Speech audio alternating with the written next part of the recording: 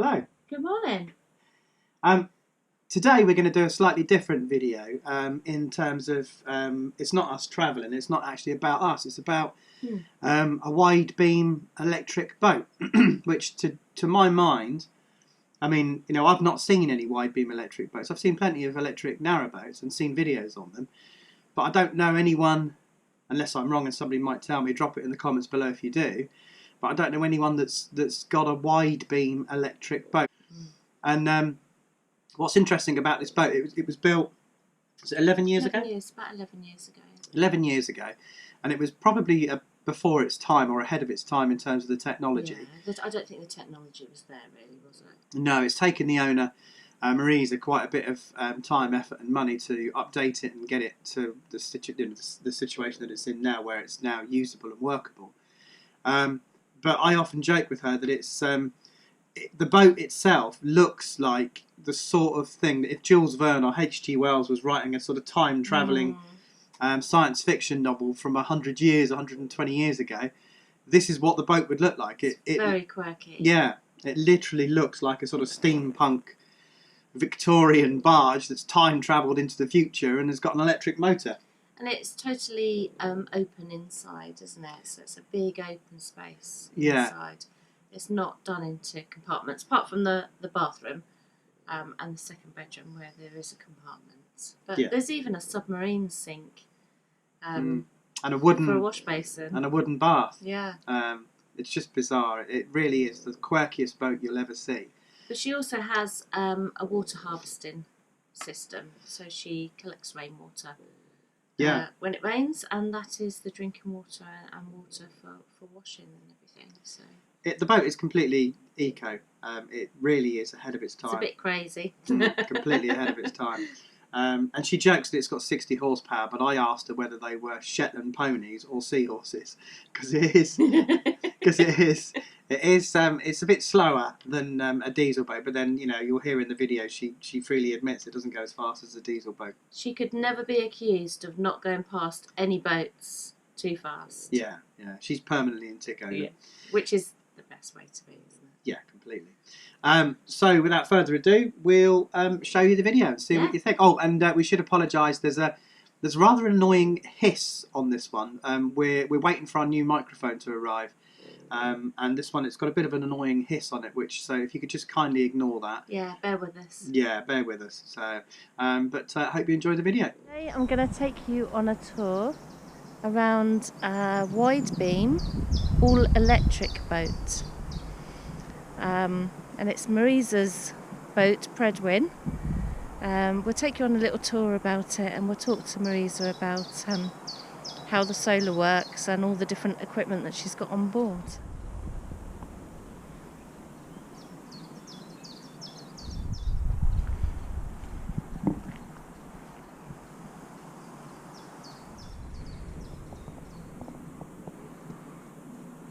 And you can see the solar panels on the top. And this is what makes all the electric power possible. Nearly 3,000 watts of solar panels, or 3 kilowatts.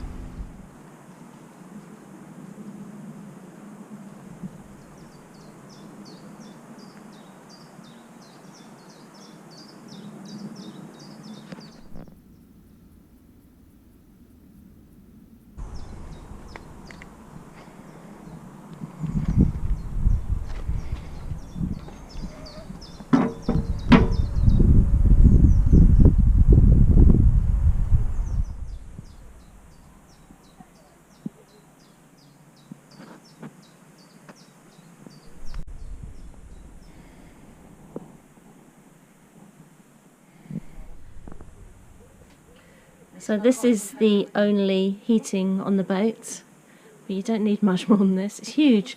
How big is this? 9 kilowatts. 9 kilowatts. Wow. So we're on a wide beam electric boat, which is quite amazing. Tell us a little bit more about her and how old she is and what she's like. Well, we're sitting aboard Prydwen, which is Welsh for fair face, and she was named after King Arthur's boat that took him to the underworld. which is a little bit dark. She is 11 years old. She was built in Semmington and put in the water at Sally Boats in Bradford-on-Avon. So a very local boat. And she was built 11 years ago by and commissioned by a man who was ex-Navy, and he wanted her to look like an old coal barge that had been converted to living accommodation. And I think he succeeded, because I think people are often surprised that she's not an old boat. So this was like a real project for him. So, and he met with some resistance, in fact, because she was built to be an electric boat. He was very interested in creating a home that moved. All our portholes came off an old cruise ship. Our kitchen table is 1930s and came from an auction. And our amazing kitchen is a 1950s dainty-made kitchen that he bought from eBay in Bradford-on-Avon. And then he went down the further road of what can we do to get water on board rather than have to fill up. And of course we had spare capacity because we didn't have a diesel tank. So he came up with the notion of building a rainwater catchment system for the water. So we carry 3,000 litres of water, that's 3 metric tonnes of water from the sky. We do have the facility to top it up at water points, which we do when we remember. It's a good thing to do. And it's a really simple system. It's gravity fed. The water comes down with the swim of the boat and then it flows back the other way.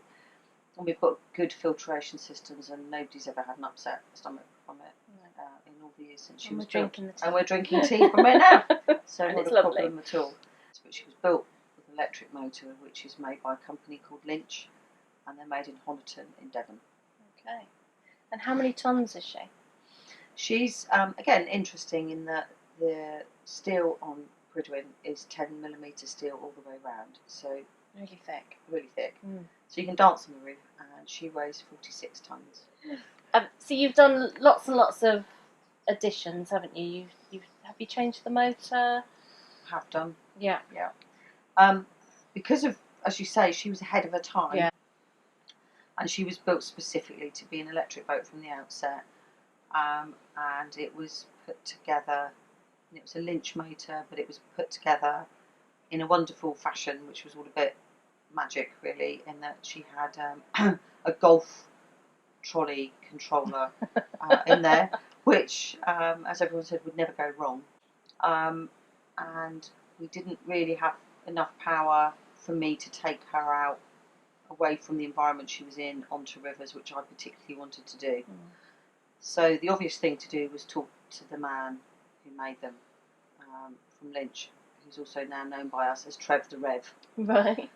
Trevor from Lynch Motors, Yeah. who's been making them for 30 years and is so passionate still about his product. And I should say that I have the same motors in my boat as the Queen's Barge.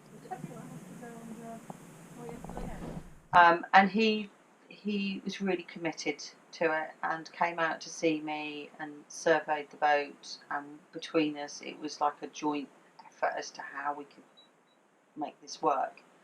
And he and his colleague came, they were with me 3 days and put the motors in.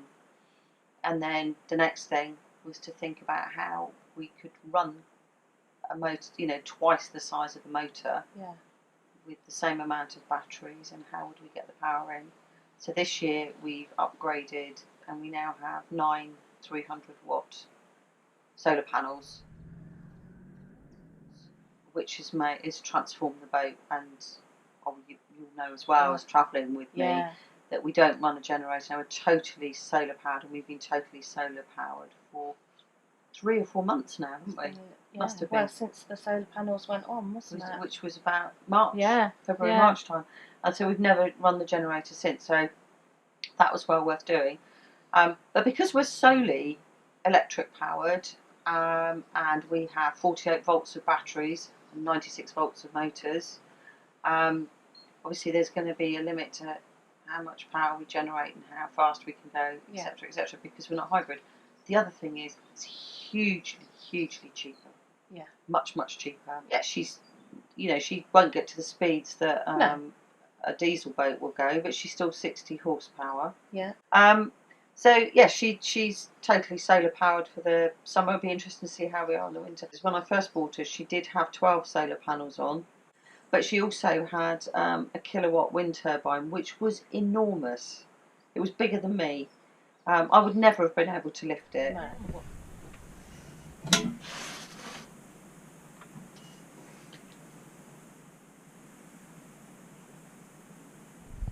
This is the larder. It is the wine cellar. It's the tool shed. It's the engine room. It's where the mangle lives. And all manner of other things. So, what we have here, and it does feel when you come in here as if it's like the beating heart of Predwin. And it's not doing it today, but you've heard it, haven't you? Come in and the batteries are talking. So, first off, we have here that our power source is 8 Trojan 6-volt batteries, and they are 235 amp batteries. Very expensive. They're a couple of years old, and if I'm lucky they'll last another few years. A real innovation this year was we put a battery management system in, and that's made a huge difference. So between the battery management system, which is up there, a solar controller as well, so we can see what we're bringing in and what we're using. This is how we go forwards and backwards. You go that way to go forwards, and you go that way to go backwards. It's very simple but effective. And what did amuse me when I first moved on, here's our electric isolation switch, which when you're steering the boat, I learned to my cost. It's very easy to nudge that and everything stops. Here is the Lynch Swordfish, which is a 96 volt system. It's maintenance free. It will come out after 2 years and go back, and they will clean the brushes and then pop it back in. And it's you know, quite a simple thing. What was the difficulty was obviously making the new frame for it to go in, and of course because she was built to be electric, it's quite easy to fit in. But you'll see they can take these motors and slot them directly onto the prop shaft, so you can see how it connects there. And the only other bit of kit to run her is the controllers. There's one for each of the motors here, and Trevor has been able to come back and recalibrate them in order to so that I can go faster. And they're great for doing that, coming out and checking on it. So that's all the space that the system takes up, is the motors over there and these 2 controllers. Obviously the biggest piece is the batteries. That's the rest of it, and that's the whole thing.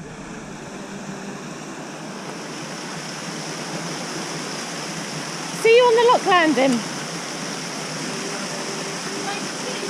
No, forgot my cup of tea.